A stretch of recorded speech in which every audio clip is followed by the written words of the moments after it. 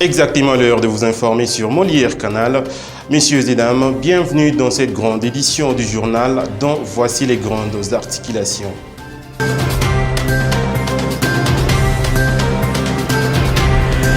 Mesdames et messieurs, au sommaire de cette édition du journal, le syndicat national des enseignants des écoles primaires publiques de la RDC veulent boycotter la rentrée scolaire édition 2022-2023 fixée pour le 5 septembre 2022.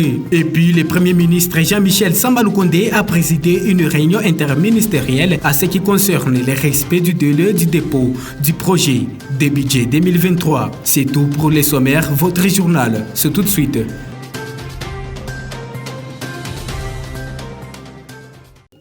Démarrons cette grande édition du journal par cette information tenant au respect du délai des dépôts du projet des budgets 2023. Le Premier ministre Jean-Michel Samba Lukonde a présidé une réunion interministérielle à l'hôtel du gouvernement pour les derniers réglages. Patrick Mouyaya, porte-parole du gouvernement, est dans cet extrait choisi pour vous. Vous voyez qu'à ma droite, il y a le ministre d'État, ministre budget. Dans la réunion d'aujourd'hui, dans la droite tradition que nous avons commencé l'année dernière, vous savez que le budget a été déposé pour la première fois le 15 septembre 2021, le budget de l'exercice 2022. Nous voulons rester dans cette tradition suivant les orientations du président de la République.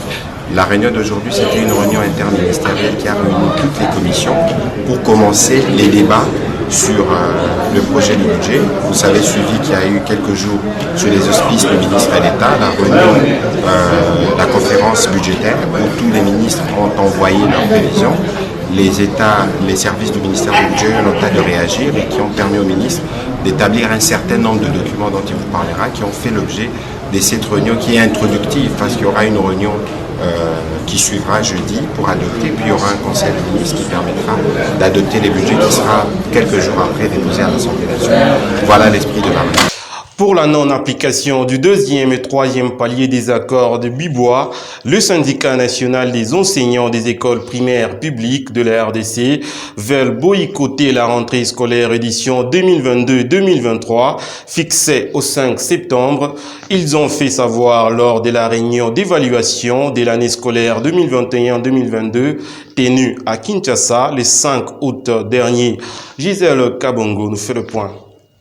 Le syndicat national des enseignants des écoles primaires publiques de la République démocratique du Congo menace de boycotter la prochaine rentrée scolaire fixée au 5 septembre 2022. Selon ces syndicats, cette menace sera mise en exécution si certains enseignants désactivés de la liste des payes ne sont pas réactivés, mais aussi si toutes les promesses faites par les gouvernements ne sont pas réalisées, notamment la non-application du deuxième et troisième palier des accords de Bibois. En ce qui les concerne, le président urbain du syndicat national des écoles catholiques dit ne pas être concerné par cette décision.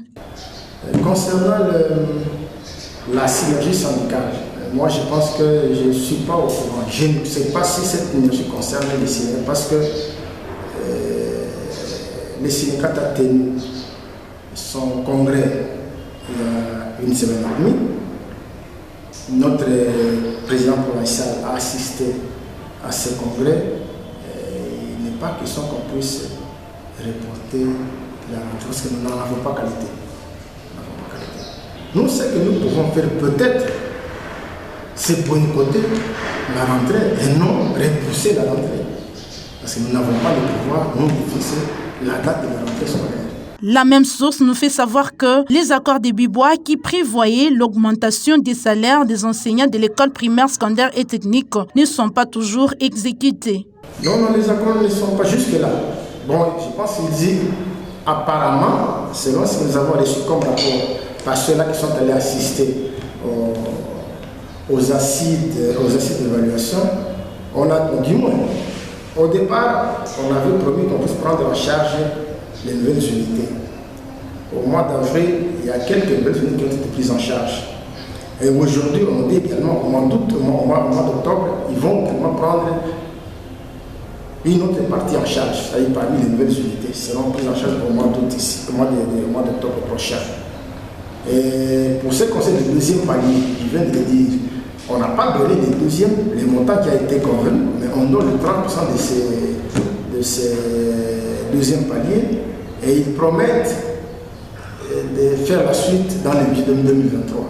Donc jusque-là, les accords ne sont pas totalement respectés. Il faut noter que la rentrée scolaire édition 2022-2023 aura bel et bien lieu le 5 septembre, comme prévoit le calendrier de l'enseignement primaire, secondaire et technique, a-t-il renchéri.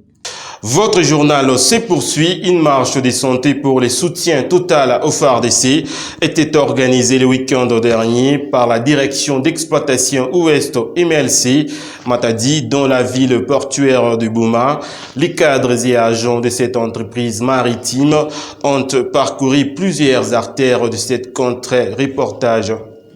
La direction d'exploitation Ouest a organisé samedi 20 août une marche de santé dans la ville portuaire de Boma pour soutenir les forces armées de la RDC. Arrivés au point d'embarquement de Matadi, tôt le matin, enfilant tous un t-shirt blanc et bleu, couleur du géant de mer, une banderole véhiculant un message vibrant, soutien total à nos forces armées de la République démocratique du Congo. Les cadres et agents de LMC Matadi ont parcouru 3 heures de route pour atteindre la ville portuaire de Boma dans la matinée où les marcheurs de la sous-direction Boma était sous attente. Pour montrer que nous sommes unis ensemble avec les FARDC et c'est pourquoi la direction d'exploitation a organisé cette marche. L'armée, c'est la discipline. Nous sommes de synergie avec ceux qui sont en train d'entreprendre. Nous savons qu'ils ont des familles, mais ils sont au front. Mais de cœur, nous compatissons à tout ce qu'ils sont en train de faire et de mener comme démarche, et comme moi, tout ça. Nous en sommes très fiers pour toute la République. À l'occasion, le numéro 1 de LMC Congo Central, Timothée Ngunga Wampilukila, dans son allocution, a mis un point pour l'objectif de la marche. Soutenir les FARDC qui sont au front dans l'Est de la République tout en expliquant les mérites de l'exercice physique. Sous les thèmes, nous apportons notre soutien total aux forces armées de la République démocratique du Congo, qui est notre pays. Vous savez que notre pays est agressé et que nous sommes en train de réconforter nos forces armées pour combattre l'ennemi. Et tout ça derrière la direction générale. Depuis son avènement, le directeur général, l'honorable Cédric Tijaïnga, prévoit dans toutes les entités des activités sportives. Un esprit sain dans un corps sain. Nous devons de temps à autre faire des exercices physiques. Pour sa part, le sous-directeur Vouvou a d'emblée salué l'initiative et a annoncé un événement au mois de septembre à Matadi. Nous sommes très fiers de vous accueillir dans notre ville portuaire. Je propose d'ici septembre, fin septembre ou début octobre, LMC Boma va se déplacer à Matadi pour un match de football.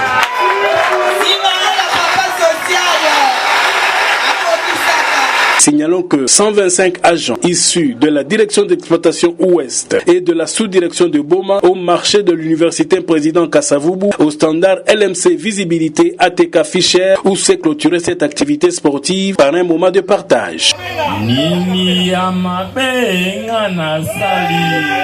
Citez le nom du sous-directeur d'exploitation Boma. Monsieur Philippe Foufou Lukokila.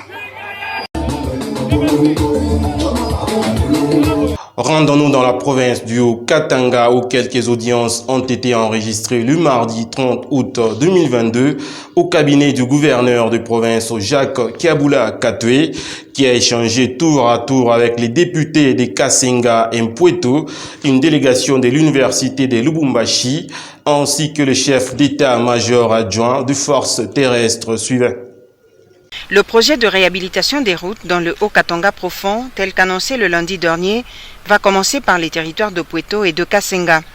Le gouverneur Jacques Kiabula Katwe l'a annoncé aux élus de cette partie du Haut-Katanga au cours d'une séance de travail dans la salle de banquet. C'était en présence du vice-gouverneur Jean-Claude Konfwa-Kimimba et du ministre provincial des infrastructures Miguel Katam-Kachal. Avant l'exécution des 10 travaux sur le terrain et l'érection d'un pont sur la rivière Louvois, reliant les deux territoires, une délégation sera dépêchée à Kinshasa pour échanger à la fois avec le Premier ministre Jean-Michel Samaloukonde et le ministre national des infrastructures pour la réussite des 10 travaux. Son Excellence, Monsieur le Premier ministre, est en train de se battre pour que nous puissions construire le pont d'Mpueto, qui est un pont très stratégique, qui va permettre de relier Pueto à Kilwa, ainsi que Kasenga, et aussi évidemment la ville de Lubumbashi. Par la suite, Jacques Kabula Katwe va présider une autre séance de travail avec le ministre provincial de l'Intérieur, Eric Mutandala, et une délégation de l'Université de Lubumbashi, conduite par son recteur, Gilbert Kishiba Fitula. Les échanges ont porté sur le bon fonctionnement de cet alma mater et les hommages que l'UNILU compte rendre aux professeurs émérites. Demain, nous allons célébrer les professeurs émérites de l'Université de Lubumbashi. Et comme vous le savez, il est attentif à la promotion de ceux qui sont en parcours scientifique et académique. Bien avant cela, le chef de l'exécutif provincial avait conféré avec le chef d'état-major adjoint de la force terrestre des FARDC en séjour officiel dans le Haut-Katanga pour une visite d'inspection des troupes sous son commandement. La fondation Junior Mambembe Tchaki JMT en sigle s'agrandit plus encore avec l'adhésion massive d'une centaine de femmes maraîchères venues de 4 coins de la ville de Lubumbashi le mardi 30 août 2022. Suivez.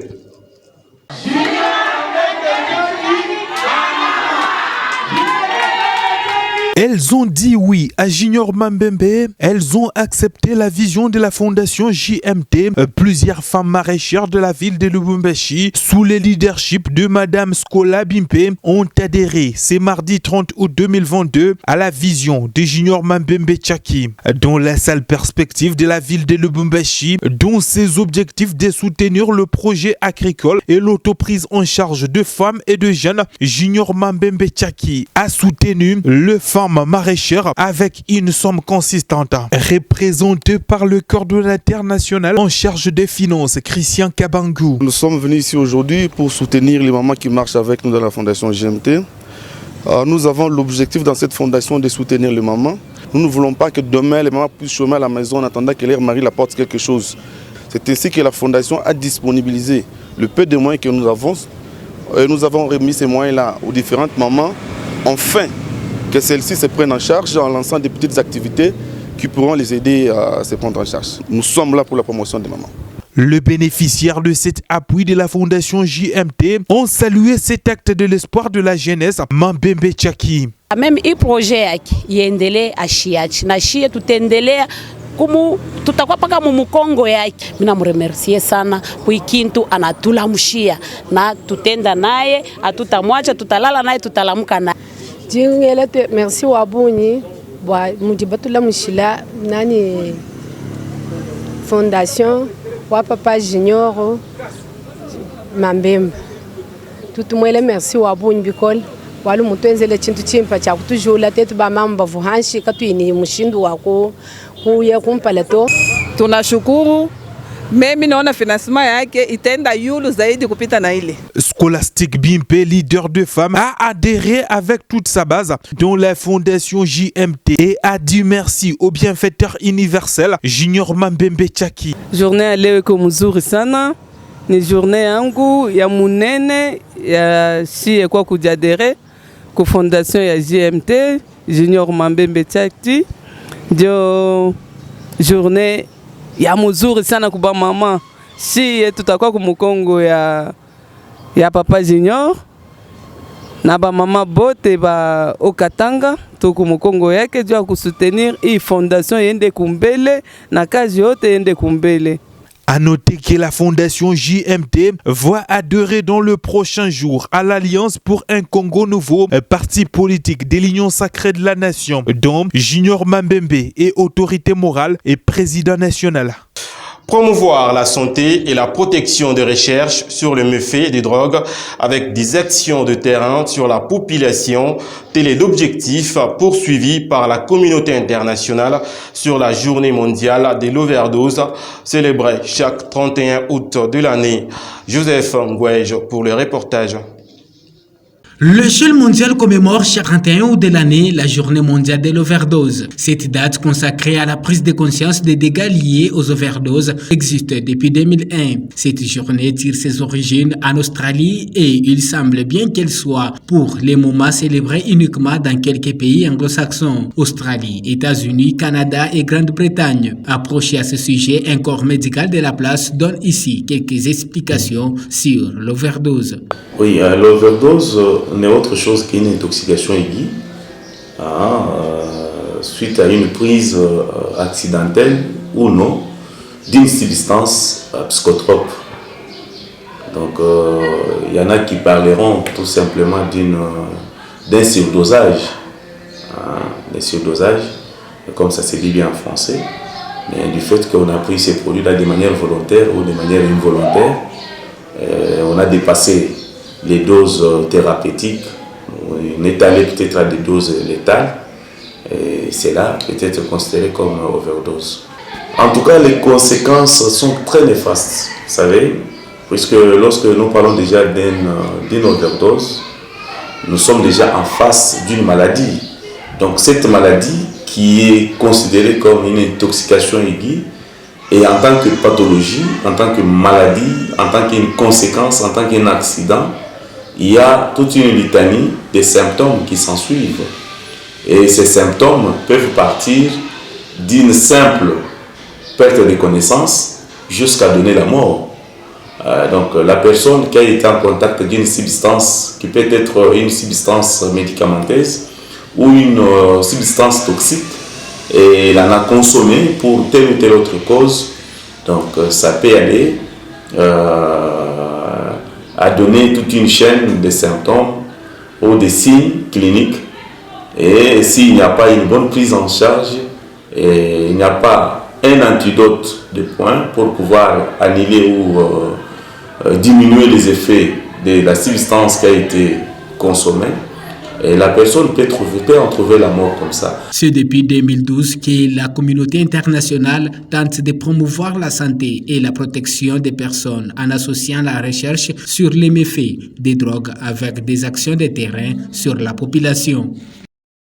Terminons cette grande édition du journal par cette information, messieurs et dames. Célébration ce mercredi 31 août 2022 de la 21e édition de la Journée africaine de la médecine traditionnelle sous le thème « Quel progrès dans la couverture santé et sanitaire ?» À l'occasion, une manifestation y afférente a été organisée à Lubumbashi, dans la province du Haut-Katanga, par l'Association nationale des guérisseurs du Congo. Gérard Isaac Sangwa et Gisèle Kabongo nous font le point. Quel progrès dans la couverture santé sanitaire? Voilà les thèmes de la célébration ce mercredi 31 août 2022 de la 21e édition de la Journée africaine de la médecine traditionnelle. À l'occasion, une manifestation y afférente a été organisée par l'Association nationale des guérisseurs du Congo. Prenant la parole pour les mots de bienvenue, le président de cette structure, Adelar Bunda Bunda, a invité les autorités du pays à soutenir ces métiers. Nous, les tradis praticiens, nous demandons aux services du titre de santé d'être derrière, de travailler en parfaite collaboration avec nous, afin de promouvoir la médecine traditionnelle congolaise, vu que cette dernière est la base de la médecine moderne. Il s'en est suivi les mots d'ouverture du directeur de cabinet représentant les ministres provinciaux en charge de la santé dans le Haut-Katanga. L'Organisation mondiale de la santé a reconnu la médecine traditionnelle comme méthode alternative pouvant pallier aux limites de la médecine classique, tout en émettant les vœux de voir celle-ci satisfaire les exigences liées à l'économie générale des procédures de laboratoire, notamment la certification de produits après leur examen, leur préemption, leur dosage, bref, leur agrément avant qu'ils ne fassent l'objet de l'administration aux malades. Cette manifestation a connu la participation de plusieurs médecins traditionnels venus de partout en province pour la circonstance. C'est la fin de votre journal, mais avant d'atterrir, voici les rappels des titres.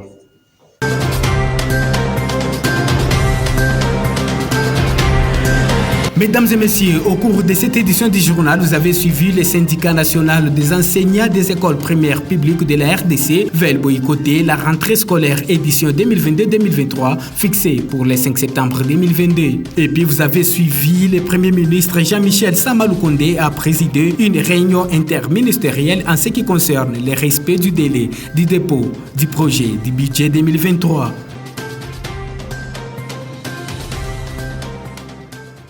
Messieurs et dames, fin complète de cette grande édition du journal sur nos antennes des Molières Canal. Merci à vous de nous avoir suivis. À très bientôt.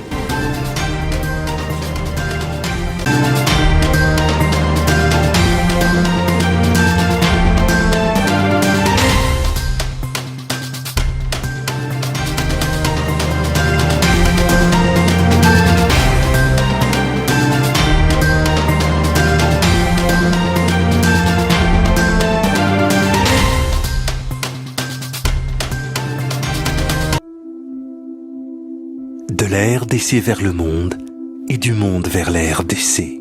Présent sur tous les corridors desservant la RDC, LMC offre ses services de transport maritime et multimodal de Dar es Salaam à Mwanda, en passant par Goma, Bukavu et Bunia, de Lobito à Zongo, en passant par Lubumbashi, Kolwezi et Mweneditu, enfin du corridor national de Boma à Kisangani pour les provinces de Kinshasa, du Congo central et du Bandundu, couvrant ainsi l'étendue du territoire national. Par son service de cabotage, le géant des mers couvre le continent africain du nord au sud, via les ports de Safi jusque Durban, de l'est à l'ouest, via les ports de Mombasa jusque Kribi, ainsi que toute la côte ouest africaine.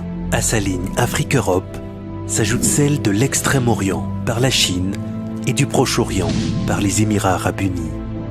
Au service de la nation congolaise depuis 1974, les lignes maritimes congolaises garantissent un transit time concurrentiel et un service de porte-à-porte sécurisé.